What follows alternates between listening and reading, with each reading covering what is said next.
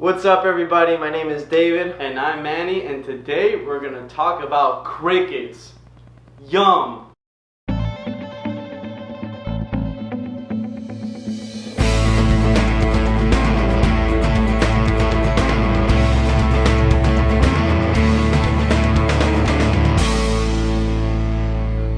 This video is brought to you by Ghanns Crickets, the #1 source of quality feeder insects. Feel free to also check out Reptiles to you for all your shipping and reptile needs. Alright, so most of you probably didn't even know that there are different species of crickets that we could feed to our reptiles and amphibians in the hobby. The most common being the brown European cricket, which is the one that's most readily found in the United States. But we want to talk about one we started feeding that we like a lot. It's called the banded cricket. So in this video we wanted to do some of the pros and cons of each of the species of crickets and tell you guys what we're starting to feed now and why we do that.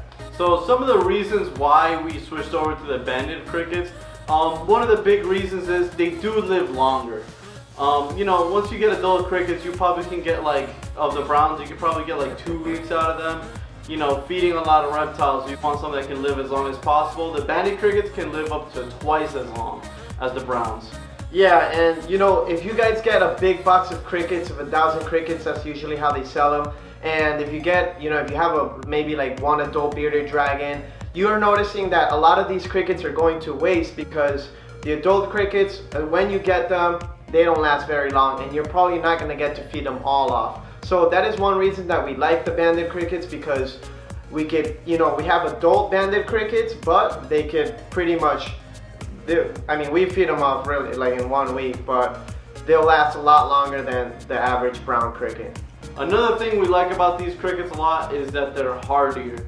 Now, they can put up with better temperature swings and humidity swings compared to the brown crickets. When, being in Florida, sometimes the humidity gets real high and those brown crickets just kind of get wiped out. But these banded crickets seem to do a lot better with the temperature swings and the humidity swings as well. One of the things that we really like about the banded crickets as well is that these guys, they're a little hardier when it comes to diseases or viruses that can affect other insects. So they'll last a lot longer, and I've even heard things like they're not as, let's say, they're not as prone to parasites, that's what I'm saying. And viruses. Good, thanks.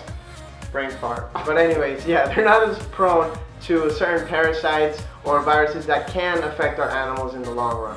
As David mentioned earlier, if you have one bearded dragon, you buy 1,000 crickets, a lot of them tend to die.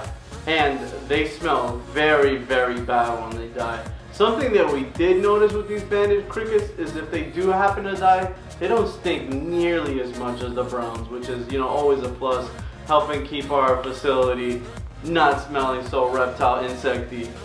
Yeah, and another plus is that these crickets aren't as loud and they don't chirp as much. So actually, that's one of the things that I hate. Like if you're keeping reptiles in your room or something and they haven't gotten to all the crickets, you're trying to go to sleep and you just hear all the chirping in the background. The brown crickets specifically have this really loud chirp, and they're so persistent. The banded crickets don't tend to be as loud, and the chirping is not nearly as bad. It's kind of soothing.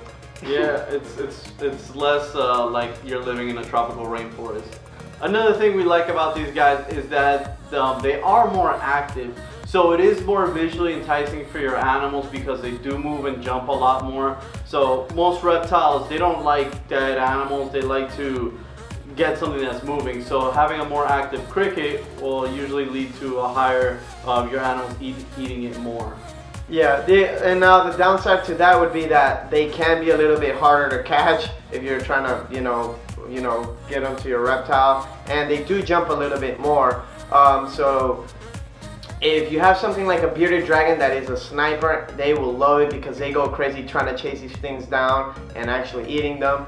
And another thing that we like about these is that they're supposed to be they're supposed to be easier to digest, and they're supposed to have some more protein. Now, I haven't seen any studies myself, but there's a lot of sources on the internet that suggest that. So that's always a plus if it is true.